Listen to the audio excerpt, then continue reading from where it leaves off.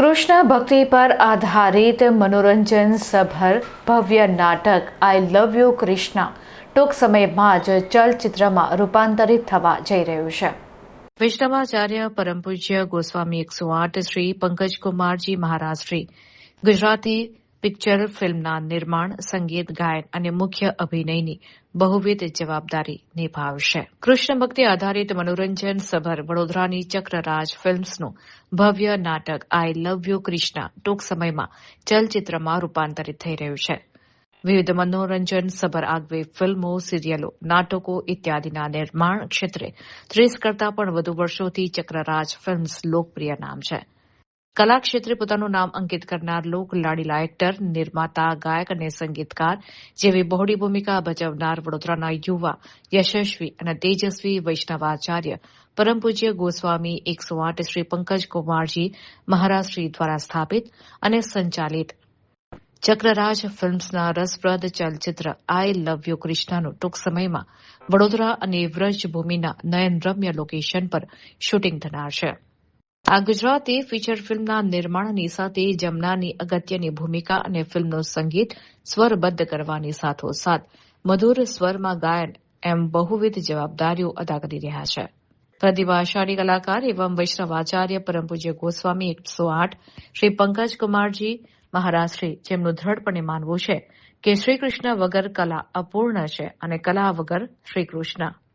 શ્રી પંકજકુમારજી સાથે ઘણા વર્ષોથી કાર્યરત એવોર્ડ વિજેતા લેખક દિગ્દર્શક મનોજ નથવાણી ફિલ્મના લેખક દિગ્દર્શક છે.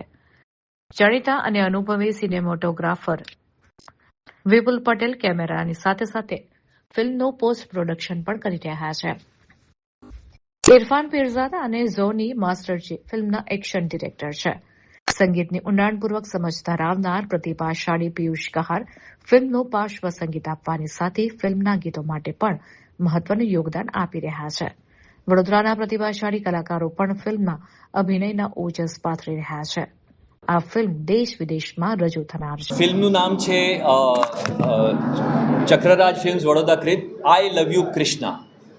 આ લગભગ 10-15-20 દિવસમાં શૂટિંગ આનું સમાપન થશે અને લગભગ 3 થી 4 મહિનામાં આ પડદા પર જોવા મળશે. કલાકારો મુખ્યત્વે તો 7 થી 8 કલાકારો છે અને બીજા ઘણા બધા જે કેરેક્ટર આર્ટિસ્ટ હોય છે એ બી છે. તો ઘણું બધું એમાં આવરી લેવામાં આવ્યું. એક નાની બાળકી પણ છે, એક નાનું બાળક પણ હોઈ શકે. એમનું પાત્ર એક પારિવારિક બાળકનું છે કે જે અમેરિકાથી આવ્યું છે અને એને કૃષ્ણ ભક્તિમાં રસ પડે છે અને અહીંયા જ રહી પડે છે, એવું એક પાત્ર છે. ફિલ્મનો ઉદ્દેશ છે કે કૃષ્ણ ભક્તિ, કૃષ્ણનો પ્રચાર કરવો એ આપણા સામર્થ્યમાં નથી, પણ કૃષ્ણએ જે ઉપદેશ આપ્યા છે એનો પ્રચાર કરવો અને અધર્મ સામે ધર્મની લડાઈ એને સત્તા તરીકે બહાર દેખાડવી અને કૃષ્ણની ભક્તિ એનો પ્રચાર પ્રસાર કરવો એનો મુખ્ય ઉદ્દેશ છે. ફિલ્મનું શૂટિંગ વડોદરા, રાજપીપળા અને કદાચ આઉટસ્કર્ટ્સમાં કોઈ જગ્યા અથવા તો બ્રજમાં થશે.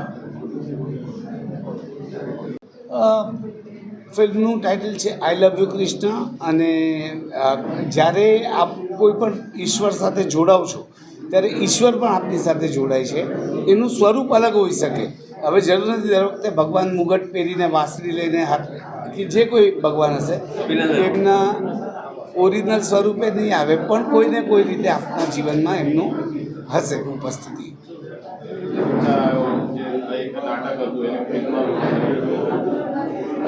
સર નાટક સમજો રવિવારે 8 વાગે વડોદરા ભજવાય છે તો એ તમે અમદાવાદ કે મુંબઈમાં નહીં ભજવી શકો. જ્યારે ફિલ્મની કેપેસિટી છે આપણે વર્લ્ડ વાઇડ જઈ શકીએ છીએ, એટલે એને ફિલ્મમાં રૂપાંતરિત કરવા માટે અને ઓડિયન્સ લોકોનો પણ ખૂબ આગ્રહ હતો.